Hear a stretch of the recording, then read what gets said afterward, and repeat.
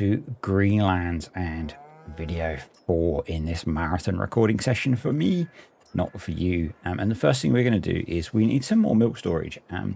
It's only been a day since I sold milk and the milk tank in the shed is pretty much full. So we're sticking in this one, which is £25,000 for 500,000 litres of milk, which will at least give us a few days leeway on when to sell or not. So we're just going to do a little bit of tidying up the landscape around here. Today's main job is a monstrous amount of grass silage. We have 1, 2, 3, 4, about 7 grass fields that I need to get mown for silage. So yeah, I'm going to do it a slightly different way to the ways that I've done it recently. I think I mentioned it in the last video on here. We're going to use the forage harvester and a pickup header. So yeah, that looks uncomfortable, Mrs. Cow. So we've got the New Holland T7, and we're going to get some grass mown. And then I'm going to do a mixture on here of me doing stuff, Courseplay doing stuff, Auto Drive doing stuff, just because of the sheer amount of work we have to get done in the day, and in a video that's not like 8 hours long, because I could never speak to you for that long without slowly losing my mind. So I have the grass conditioner on, so that means, and we have some nasty flickering going on actually, so let's see if we can sort that out first. We also have a really random achievement. Don't know what that is, but yeah, that flickering is really quite bad. So I'm going to try the first easy solution, which is to go for a fixed visual month. Let's see if that does us any favors. That hasn't worked. Let's try October. Nope. November. Nope. December. Yes, because the trees have lost their flickery leaves. So that sort of worked. But there is a downside to setting it to December. And that's that it's really dark in the morning. So yeah, we're not going to go with that option. What I'm going to do is, that hasn't helped, set it back to off. We're going to save the game, and I went out and I cleared the shader cache, and that seems to have worked. So if you need to do the same thing, I think it's in the same folder as your mods folder is a folder called shader cache. You just delete the files in there. That seems to have fixed it. You might find that when you do that, when you reload the game, for a little while your FPS takes a hit. That's as FS is reloading maps and shaders and things because you've deleted them all. But that seems to have fixed the flickering trees instantly, which is awesome. I'm now going to go through and clear all of the precision farming information so we get an idea of our yield. And this will give you an idea of just how many grass fields I plan to cut. Except I miss 78 and 79, which are also grass fields. One of those is a cover crop because it's going to have maize put in it in the spring. So I think 79 is getting maize in the spring. 79 was a grass field last year, and I've swatched between 78 and 79 being arable fields. It kind of feels like I have too much grass, but I'm not sure. I obviously know how much silage I get off of this, and I'm not thinking it's an excessive amount with how many cows we have to feed through the year, given that we'll get 2 silage cuts a year from the grass. There is enough that, so there are 2 counts of that. I get enough off of here that the new fields that I brought, plus the field next to me, and I can't remember what number that is, I'm actually going to do as hay, because we're not going to get any more hay cut this year, so I'm going to cut those for hay. And we still have the mega field to do, so there's still a lot more grass work to come on here. It's actually not the field next to me because we don't own that field. So yeah, we're doing grass silage today. The next video will probably be hay, and then we have the mega field to do, and the all the headland around there. And that's probably going to be baled grass silage. Not sure. I might do round bales on there just for ease. Might get a slow bale and do them that way. Or I might try and find a modded baler to use. We'll see. So because of the scale of the farming on here, I am doing a mixture of... I generally play without heavily modded kit, but the scale on here means that, you know, we've got the 82 Studios trailer that holds 250,000 litres. To get jobs done, I'm going to use some modded kit. The alternative is I invest in a lot more kit, which may be the better way of doing it. I don't know. Comment below on your views of heavily modded equipment versus lots more equipment. We're potentially in a position where we could do that because we have a good source of income with the milk, but it would mean a lot more courseplay. The nice thing about using heavily modded kit is it means I can still drive things rather than just watching courseplay do everything. I do still like to play the game, so yeah. So I'm curious as what people think of that. Annoyingly, the grains that we planted in the previous videos have now kicked in a growth state, and that means I have that strip of shame in the middle that I'm not really going to get to tackle. It will remind me to pay attention when I am seeding next time, because that was a little bit annoying. It's going to be a bit embarrassing for the next game year on here. So yeah, this is one of the bigger grass fields that we've got to work on. Not sure why I picked this one first. I guess it was because it was convenient in the pack of fields that we have. The other nice thing is I have auto drive all set up for this field, because I plan to drive the forage harvester and have auto drive cart for me. So I did a bit of work off camera setting auto drive up to work in the bunker. I already had a route set up. The only issue with that route is with where that bunker is, and you'll see when we come down, when we go over to it, once we get the chopper going, the auto drive struggled with so many sheds around it and it kept crashing into sheds. So I didn't really have to do anything with going into the bunker. It was coming out of the bunker, and I had to route auto drive around the yard a bit further. The other thing that I've done that helped a lot, that I always recommend on a reverse course in a bunker, is each of the points on the reverse course I link with a forward line to one of the forwards driving points out of the bunker, and that tends to help with stopping the double reverse that you get with auto drive. Yeah, those are the things that I had to do to get it to work. I didn't want to have 10 minutes of this video being me fapping with auto drive, because I do that quite a lot, and I don't know. Tell me, is that good content? I'm never sure whether, you know, when I'm doing a job like this, spending a third of the video setting up auto drive, whether that's interesting or not. Anyway, the grass is cut. I, as always, have probably not done enough headlands. Because I'm going to be driving the forage harvester, it's less of an issue, but generally I think you want to do 3 headlands when you're doing stuff like this, because you need plenty of room to turn around at the ends, and we don't have so much room. But I say I'll be driving the forage harvester, so it's less of a problem. The plus of me doing the mowing is that I've gone across the field, so it should be easier on the kit for the fairly steep hills that are around this bit of the farm. I'm going to put the mowers on courseplay, and quite a lot of the time for a lot of these fields, courseplay has the course running up and down the hill, which is less fun, because these hills are quite steep, and I tend to have, because of the steep hills, most of the kit is overpowered for the fields, but not always in every case. That is why in the past, when I harvested these fields in the summertime, I was using the Zarion to bale, because I needed a tractor that powerful to pull the baler up the hills.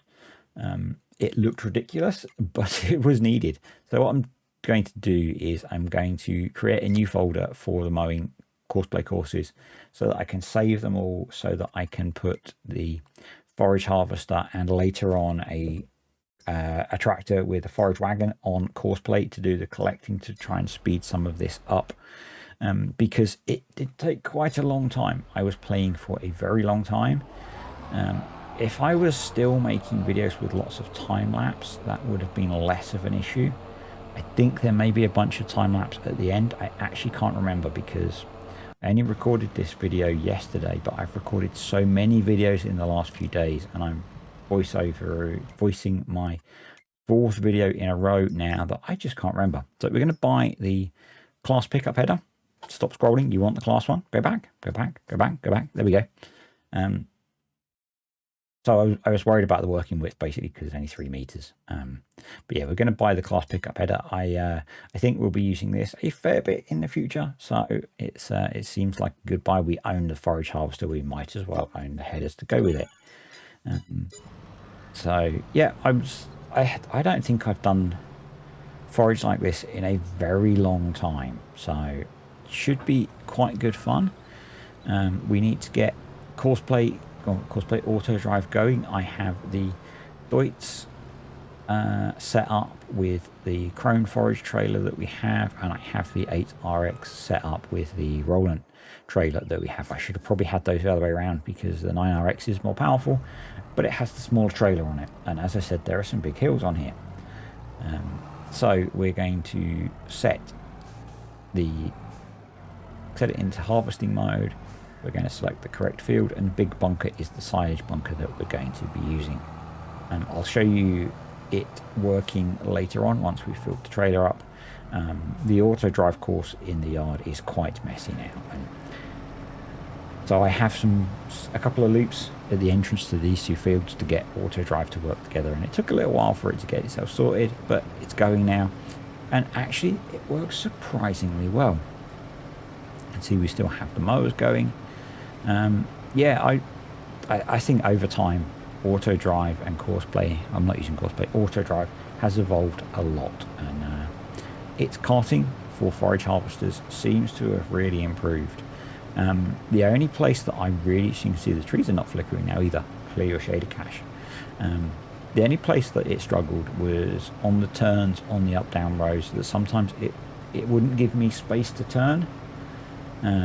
Now that's a counter to the fact that actually going around the headlands, because it stays quite close, the headlands worked really well. So I guess you can't have everything with this kind of level of automation. What's the alternative? I have a trailer behind the forage harvester,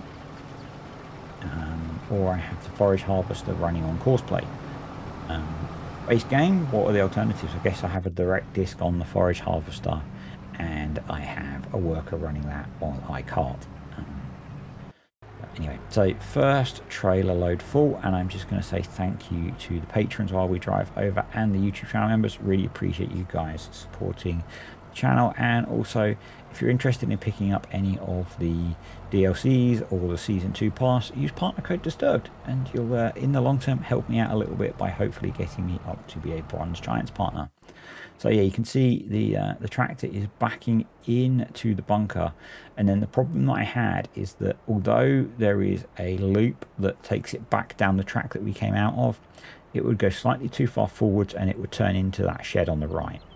So what I had to do is set the auto drive route to go up through the gap in the trees and loop around the back of the yard. That worked just fine.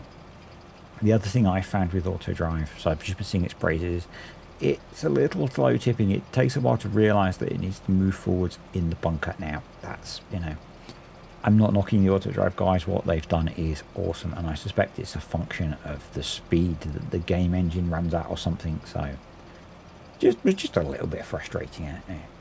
So not the end of the world. The really random textures in the bottom of the bunker are from me testing auto drive before we got to work. Yeah, so you should see now it go out between the gap in the trees if I left the video recording for long enough. Basically it does a loop around the yard and comes back past the sheep pen. I just couldn't get it to make that right turn. It was just a bit too tight coming out of the bunker. So as it makes its way back, we are back in the forage harvester, and the John Deere is carting for us. And mostly these two behaved each other when they were near. Occasionally they got tied up, but again, it's more a function of my auto drive course than auto drive. Into the up down rows, and yeah, we are almost full. And actually something that I have noticed has improved since the last time I did things like this with auto drive is the second carter coming up. Seems much quicker to bring that second carter in. so you're not waiting quite as long, which was really quite nice with the scale of this field and just how long it took. You might have noticed that I'm using silage additive. Probably didn't need it with the volume of silage we're getting off of here, but why not, hey? That extra 10%, is it? Something like that is definitely worthwhile. You can see here, I show this bit because you can see how auto drive behaves on the turn and how I was managing it. Basically, I was skipping a row each time so that because auto drive tended to sit on the left, I could just keep making right hand turns and keep auto drive outside me, and it behaved really well. Yeah, we have the mowers still going off in the distance. You can see that Alan G is driving the mowers for us. He's a YouTube channel member, and yeah, basically there is a whole load of this now. Yeah, this just took a lot of time, and I knew this would become a problem. So this is video number 4 in a row. I actually have one more I would like to get recorded. So it's still Monday. If you've been watching the videos this week, it's still Monday. This is part of my marathon recording session while my family have gone out for a bit, going to the female side of the family, like in-laws and stuff, have all gone to a Christmas market. I hate that kind of thing, so I've stayed at home. I'm recording videos for YouTube because that's much more fun. But I knew I would get to the point where I would start to run out of conversation pieces. Something that I'm really looking forward to, actually, and I guess the first one is only a few months away, is what Giants are going to put in the DLCs this year. Obviously, we've seen that the final part of the expansion is a map with some extra crops, maybe carrots, and I think there was one other.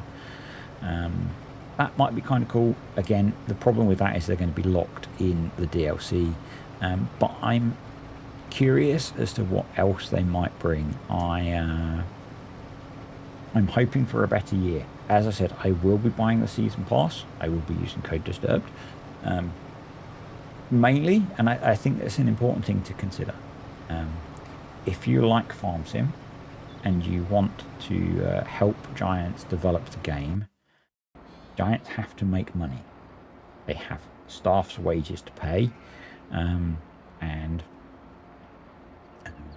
they make money by selling the game, and they make money by selling DLCs, obviously. The more DLCs they make, the longer there are between versions, and therefore the bigger gap there is as the versions update. You know, we're not going to get FS 22.5, we're going to get FS 24 or 5. And it also means modders have more time to learn how to do cool stuff in the game. The longer the game exists, the more modders learn and the more cool mods we get. So I'm in favor of the kind of 3-year cycle that we've had. FS 19 was my first FS, but I liked the length that the game existed because lots of cool mods were created, and I want that to continue. And the best way for that to happen is for Giants to have a way to make money in those intervening years, and that's DLCs and season passes. So I will be buying the season pass. I need to buy it soon, actually. And yeah, so if you enjoy Farm Sim, support Giants. Some people may disagree with that, but yeah, it's kind of important for me because it's my content creation. So I've switched to trying to use the lorry now because basically the 2 trailers were only just keeping up and the lorry holds a silly amount. But also this didn't work so well, if I'm honest. Having 3 vehicles running with auto drive, it just didn't seem to go well. But we're almost done, so it seemed like a good idea. It really wasn't. I've slowed time down now because it's getting into the afternoon and it's October, so it does get dark quite early. I'm basically going to have spent the entire game day doing this grass silage, so I'm not too worried about slowing the time down now. But yeah, as I was saying, I'm really curious as to what Giants might bring to FS22 in 2023.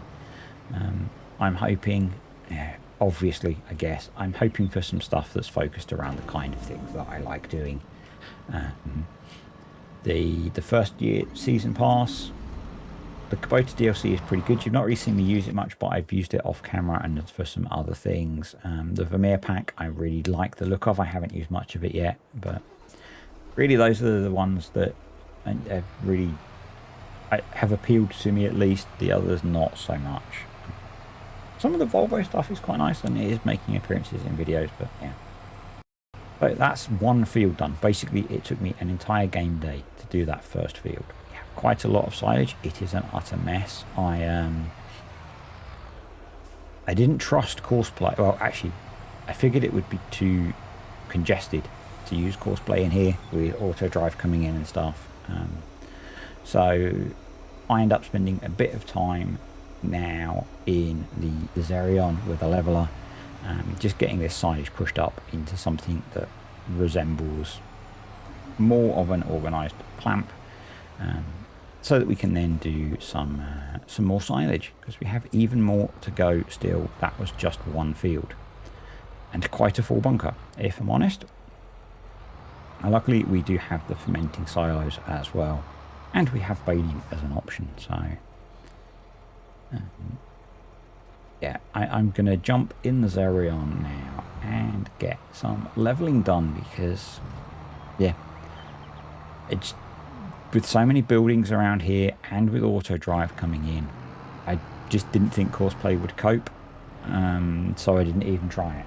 Maybe I should have, but yeah, I couldn't think of how to set. I could have used a waypoint by the lamb looking back. Hindsight is often really helpful, but yeah, I couldn't think of a way of getting Courseplay to work. I just thought it would be more of a headache than actually just doing some stuff myself. Just kicking in the diff locks with VCA, and yeah, basically you're going to put the blade as high as I can, and we're just going to try and level this out a bit. It's a bit of work, a bit of grunt. I was actually surprised how much the Zerion struggled. It's on big joules, it's a big powerful tractor, and it really struggled to push this pile about. I mean, there's a lot of silage there. I think there's close to 500,000 litres in the clamp at the moment. But yeah, I've really struggled. I don't know whether maybe, you know, quad track or something would have done better. The quad track's got a bit more horsepower. It's heavier. But yeah, I get it done in the end. It just took me a while. It didn't matter. I was chilling on it might have been Saturday afternoon that I was doing this. We were watching Wednesday on Netflix.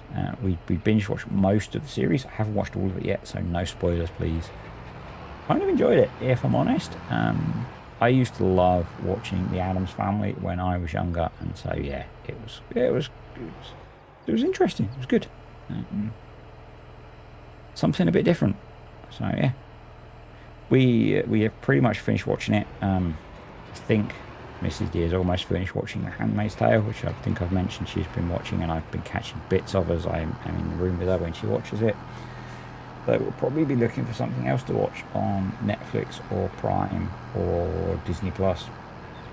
I don't watch much Disney Plus. So this milk tank extension is in fact not a milk tank extension. It is a milk store. It does not behave as an extension, so we lost some milk because the pen filled up, so we've got another one to try, which costs a bit more. It's 50 grand. It's still 500,000 litres. It's much smaller, but basically I went and downloaded every milk tank extension on ModHub, and there were 4.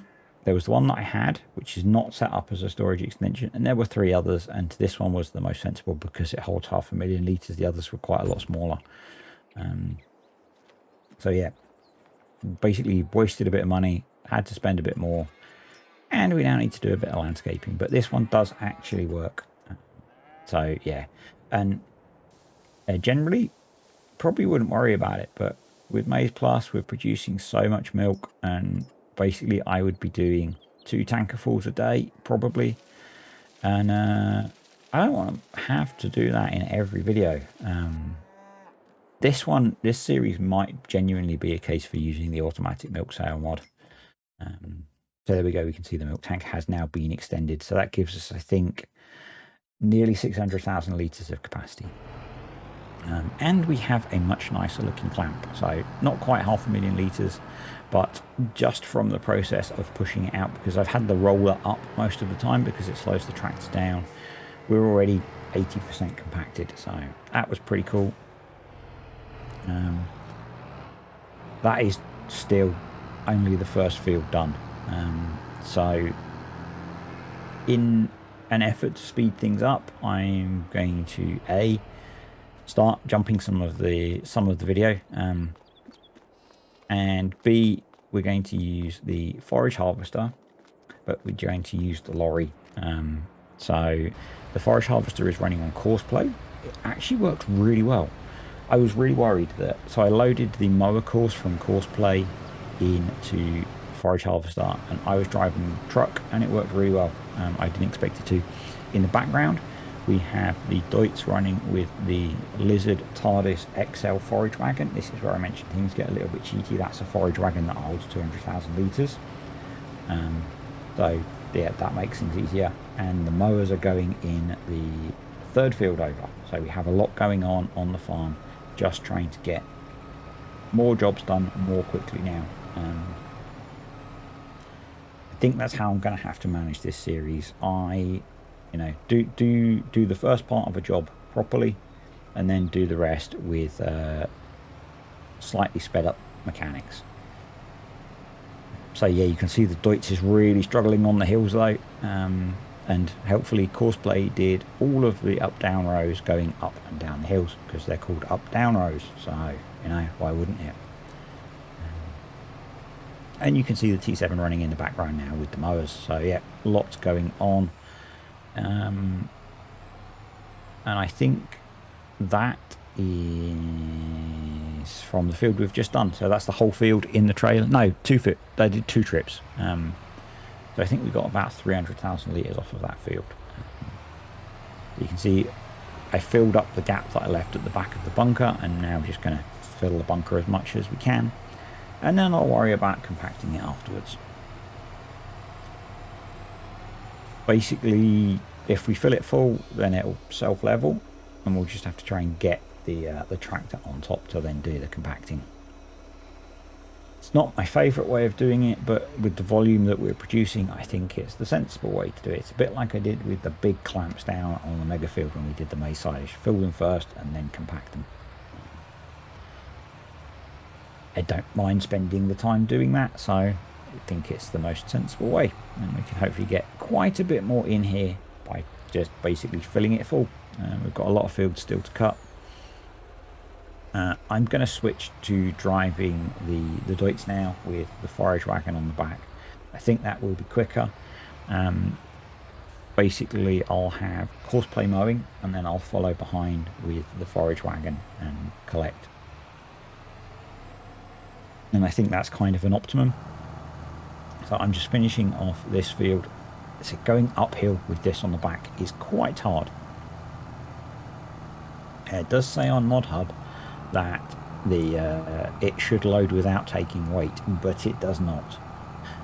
It is missing the update mass equals false in the XML. So yeah, it gets quite heavy. With 200,000 litres in there, it is a pretty heavy beast. So I would suggest going in and editing the XML and adding in that update mass equals false, because otherwise you need a heck of a tractor. So I end up switching to the 8RX just to be able to have a bit more horsepower basically. So just trying to get this as far back as possible with diff locks and 4-wheel drive on, and that's as far as I can push it up, just because it's really heavy.